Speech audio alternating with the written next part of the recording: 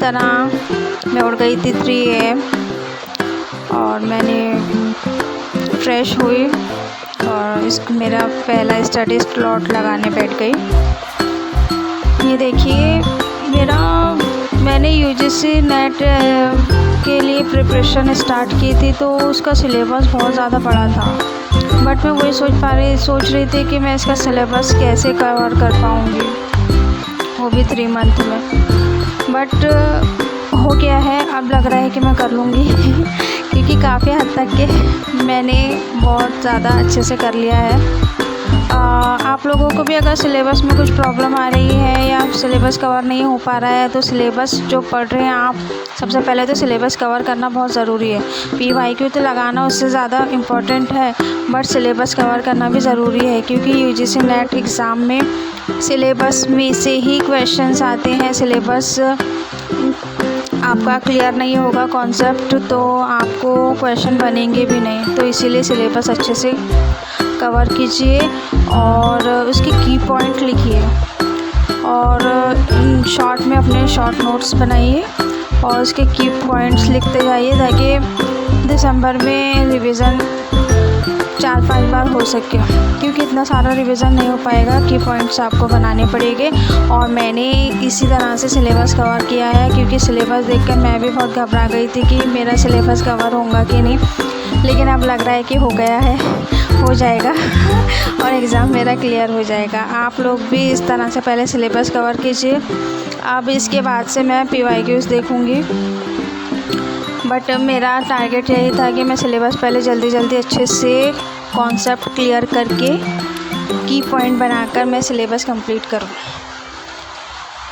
तो मेरा तो यही था और मैं सही रास्ते पर ही जा रही थी। मुझे अब थोड़ा सा जाके मैं सेटिस्फाई हुई हूँ, नहीं तो मुझे थोड़ा सा टेंशन हो रहा था कि मैं सिलेबस कैसे कवर करूँगी। ये मैंने नाश्ता करके फिर स्टडी स्लॉट लगा लिया है। यही था। और PYQs तो बहुत ज़्यादा इसमें इम्पोर्टेंट होते हैं UGC नेट में, बट सिलेबस का भी कवर होना बहुत ज़रूरी है। सिलेबस को हम इग्नोर नहीं कर सकते और कॉन्सेप्ट हमारा थ्योरी और कॉन्सेप्ट क्लियर होना बहुत ज़रूरी है।